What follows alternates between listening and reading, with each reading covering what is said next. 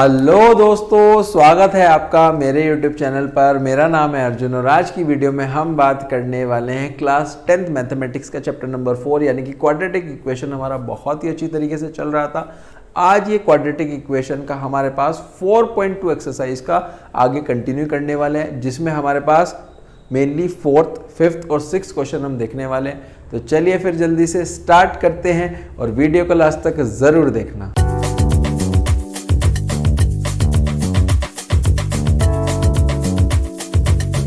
बेटा ये बेसिकली हमारे पास सेकंड एक्सरसाइज गिवन है 4th चैप्टर की, जहां पर बेटा हमने 3 क्वेश्चन स्टार्टिंग के 3 क्वेश्चन बहुत अच्छी तरीके से कर लिए हैं, कंप्लीट कर लिए। अगर आपने अभी तक मेरे चैनल पे वो वीडियोस नहीं देखी है तो आप उसको जाकर कर भी देख सकते हो। अब चलते हैं बेटा 4th क्वेश्चन में। Find it 2 consecutive positive integers. Consecutive का मतलब समझते हो, जैसे कि अगर हमने एक नंबर को x माना तो उससे अगला नंबर क्या होगा x+1, 2 है तो उससे अगला नंबर 3 है, 3 है उससे अगला नंबर 4 यानी कि +1 हो जाता है। सम ऑफ हुज इज 365, उनका सम जो है वो 365 है। देखो जी कैसे होगा। क्वेश्चन नंबर बेसिकली 4th है। क्वेश्चन नंबर 4th में कैसे करना पड़ेगा, let the number be x. तो जो कॉन्जिक्यूटिव है, जो हमारा कॉन्जिक्यूटिव नंबर है वो कैसा हो जाएगा बेटा, वो हो जाएगा हमारे पास यहाँ पर x+1, ठीक है ना। अब कहा गया है बेटा क्वेश्चन में, क्या कहा गया है अकॉर्डिंग टू द क्वेश्चन, जो बेसिकली दोनों का हमें स्क्वायर करना है और वो 365 के बराबर होना चाहिए। देखो जी यही कहा गया है क्वेश्चन में बेसिकली कि जो हमारे पास यहाँ पर सम ऑफ हुज स्क्वायर, कि उनके जो स्क्वायर का सम होगा, है ना। देखो जी अब आगे सॉल्व करें इसको। आगे सॉल्व करते हैं। पहले तो आप इसको इस तरीके से लिख लो, ये हो गया x² प्लस x², ये a + b का होल स्क्वायर है ना, a² + b² प्लस 2ab, तो 1 एज इट इज़ 2x = 365। ये हो जाएगा बेटा 2x², ये दोनों तो ऐड हो गए, ठीक है, प्लस 2x + 1, ये इधर जा करके माइनस, यानी कि 365 = 0। ठीक है, इतनी बात क्लियर है। आगे चलें, आगे चलते हैं बेटा। ये तो इसमें से माइनस हो जाएगा, जैसे कि 2x² प्लस का 2x माइनस का 364 = 0।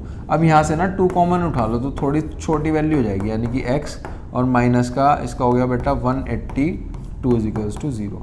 बताओ जी क्या समझ में आई इतनी चीज़। अब ये 2 को इधर भेज दो, जब 2 इधर चल जाएगा तो 0 हो जाएगा ना। तो हमारे पास क्या बचा, हमारे पास बचा बेटा x² प्लस का x माइनस का 182 = 0। 182 के फैक्टर्स कर लो बेटा। 182 के जब आप फैक्टर्स करोगे तो आ जाएगा 9 2 और 1 जा, यानी कि 13, बेसिकली 7 जा और 13 1 जा, तो 7 2 14, यानी कि 14 और 13 आया हमारे पास, है ना। तो यहाँ पर लिख लो x² प्लस 14x माइनस के 13x और माइनस का 182 = 0। आगे चलो, आगे कैसे सॉल्व होगा, कॉमन उठाना पड़ेगा। x², पहले तो ब्रैकेट ओपन कर रहा हूँ मैं, माइनस का 13x और माइनस का 182 = 0। इनमें से कॉमन लो और इनमें से कॉमन लो। इनमें से कॉमन क्या दिख रहा है बेटा, x दिख रहा है, तो अंदर बचा x + 14, यहाँ पर आ गया 13, तो अंदर भी आ गया x प्लस का 14 = 0। बताओ जी क्या इतनी बात क्लियर है। अब यहाँ से 2 वैल्यू बनेंगी बेटा, x + 14 और एक बनेगी x माइनस का 13। अब जो बेटा जब दोनों को 0 के इक्वल रखोगे, जब दोनों को 0 के इक्वल रखोगे ना, तो यहाँ से देखो कैसे होगा, इसको भी 0 के इक्वल, इसको भी 0 के इक्वल, तो ये तो आ गया माइनस का 14 और ये आ गया बेटा प्लस का 13। यहाँ पर पॉजिटिव इंटीजर की बात हुई है, तो ये तो ऑप्शन बन ही नहीं सकता। ये हमारे पास बन जाएगा कि अगर हमने एक नंबर को x को यानी कि 13 मान लिया, है ना, तो देखो अगर हमारा जो जिसे हमने x माना था वो 13 है, तो उसका कॉन्जिक्यूटिव कितना हो सकता है, उसका जो कॉन्जिक्यूटिव होगा वो होगा बेटा, हमारे पास यहाँ पर था बेसिकली 13 + 1 यानी कि x+1, ये था ना x+1, तो ये हो गया बेटा 14। ठीक है, समझे। वापस आओ ऊपर, देखो अगर वो 13 है तो दूसरा कितना होगा 14। ये बेसिकली हमारे पास यहाँ पर हो जाता है। आगे चले, आगे चलता हूँ नेक्स्ट पे। नेक्स्ट क्वेश्चन है बेटा क्वेश्चन नंबर हमारे पास यहाँ पर 5th। Question number 5th, question number 5th क्या कहता है बेटा, altitude of a right triangle is 7 centimetre. Altitude is 7 centimetre less than is base, तो उसकी जो हाइपोटेनियस है वो 13 है। तो आपको साइड्स बतानी है। देखो जी कैसे है, राइट हमारे पास कैसे होता है, राइट एंगल ट्रायंगल इस तरीके से कुछ दिख रहा होता है ना। इसका जो नीचे बेस है वो हमें नहीं पता, उसको मान लो x, तो जो एल्टीट्यूड है वो कहा गया है 7 लेस है और ये 13 है। क्या कहा गया है क्वेश्चन में, एक बार चेक करते हैं। एल्टीट्यूड के बारे में कहा गया है बेटा, ये कहा गया है 7 सेंटीमीटर लेस देन इस बेस, तो बेस से 7 कम है, ये बेसिकली हो गया है ना। ये होता है हमारे पास यहाँ पर। अब देखो बेस को हमने x माना तो यहाँ पर लिखना भी पड़ेगा, let the base of triangle be x। फिर बेस अगर x है तो उसका ऑल्टीट्यूड कैसा होगा, उसका बेटा ऑल्टीट्यूड हमारे पास यहाँ पर होगा x माइनस 7, ठीक है ना, x माइनस 7 और ये 13 गिवन है। अब यहाँ पर पाइथागोरस थ्योरम लगानी पड़ेगी बेटा आपको। पाइथागोरस थ्योरम से ये आगे सॉल्व होगा। कैसे होगा देखो जी, पाइथागोरस थ्योरम जब आप लगाओगे यूजिंग पाइथागोरस थ्योरम, जब हम थ्योरम लगाएंगे यहाँ पर क्या है बेटा, जो हमारा ये होता है हाइपोटेनियस है बेटा 13 का स्क्वायर किसके इक्वल होगा, बेस के स्क्वायर प्लस जो हमारे ऑल्टीट्यूड है यानी कि x माइनस 7 का होल स्क्वायर। ठीक है, अब इसको सॉल्व करते हैं। ये तो हो जाएगा बेटा 169, ये हो गया एक्स स्क्वायर, ये हो गया हमारे पास एक्स स्क्वायर, इसको जब हम ब्रैकेट को ओपन करेंगे ये हो गया a square plus b square minus 2 into a into b, ऐसे होता है। आगे सॉल्व करते हैं। आगे जब सॉल्व करेंगे ये हो गया बेटा 169 is equals to x square plus का 49 माइनस 7 टू जा 14x। ठीक है ना, अब इसको ना आगे सॉल्व करते हैं। देखो कैसे होगा, ये होगा बेटा 2x स्क्वायर प्लस का 49 माइनस का 14x, है ना। इसको इधर भेज दो तो ये तो 0 हो जाएगा, यानी कि ये हो गया 2x स्क्वायर माइनस का 49 प्लस का 49 और माइनस का 169, है ना। तो ये हो गया बेटा 2x स्क्वायर माइनस का 14x और ये हो जाएगा माइनस का 120 is equals to 0, 120 is equals to 0। ठीक है, अब यहाँ से ना कुछ कॉमन उठा लो क्योंकि काफ़ी बड़ी लेंदी लग रही है, तो इसमें से कुछ कॉमन उठाने की कोशिश करते हैं। देखो क्या होगा, 2 कॉमन ले लेते हैं, एक्स स्क्वायर माइनस का 7x माइनस का 60 इज इक्वल्स टू 0। 2 को बेटा इधर भेज दो तो इधर जाकर भी ये क्या हो जाएगा, 0 हो जाएगा। तो हमारे पास क्या बचा, एक्स स्क्वायर माइनस का 7x माइनस का 60 इज इक्वल्स टू 0। 60 के ऐसे क्या फैक्टर होंगे जो 7 बना रहे होंगे, 60 के बेटा होते हैं बेटा बेसिकली 2, 12 5 जा 60, तो 12 में से 5 माइनस कर दो तो 7। चलो जी, x square minus 12x minus 5x minus 60 is equals to 0। इधर आ जाओ बेटा, ये होगा बेटा बेसिकली एक्स स्क्वायर माइनस का 12x प्लस का 5x माइनस का 60 इज इक्वल्स टू 0। यहाँ से अब हम बेटा हमें कुछ ना कुछ कॉमन लेना पड़ेगा।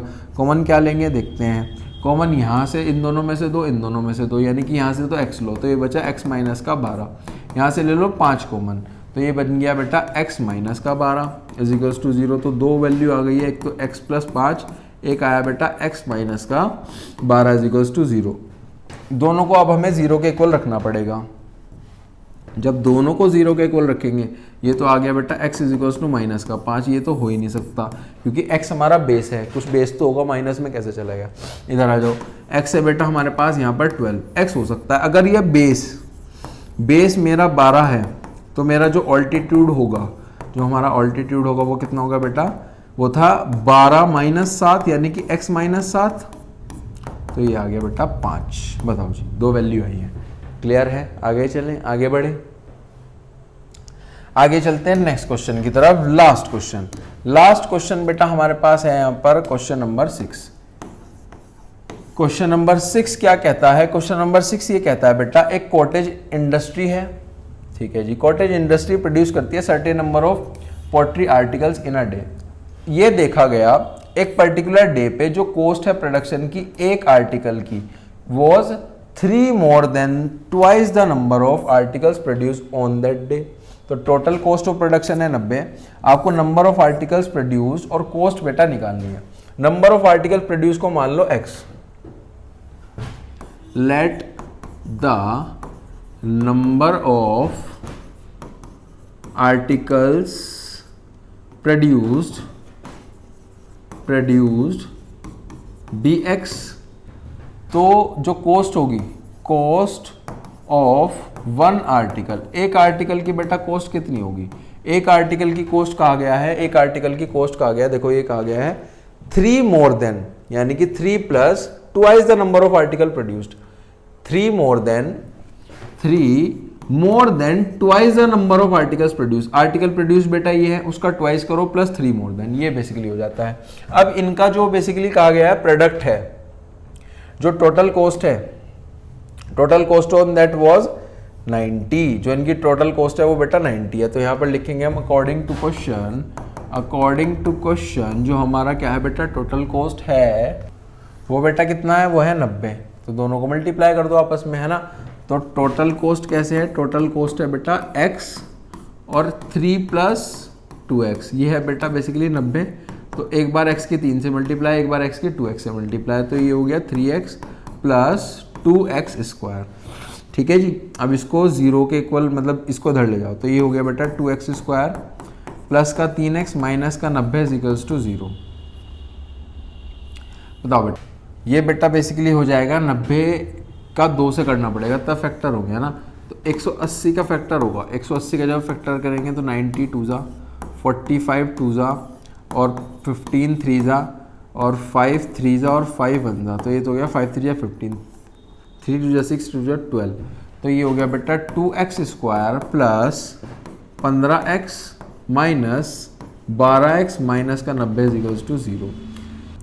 x कॉमन ले लो, अंदर बचा बेटा 2x प्लस का 15, यहाँ से आ जाओ, यहाँ पे क्या कॉमन लिया जाएगा, यहाँ पे लिया जाएगा बेटा हमारे पास 6, तो अंदर बच गया 2x और ये प्लस का 15 इक्वल्स टू 0। देख लो जी, मल्टीप्लाई करो तो यही आएगा बेसिकली हमारे पास, है ना। तो यहाँ से बेटा 2 ब्रैकेट बन गया, एक तो x माइनस 6, एक बन गया 2x प्लस का 15 इक्वल्स टू 0। ठीक है ना। अब आगे चलते हैं। अब दोनों को हमें 0 के इक्वल भरना है, 0 के इक्वल रखना है। देखो जी, x तो आ गया 6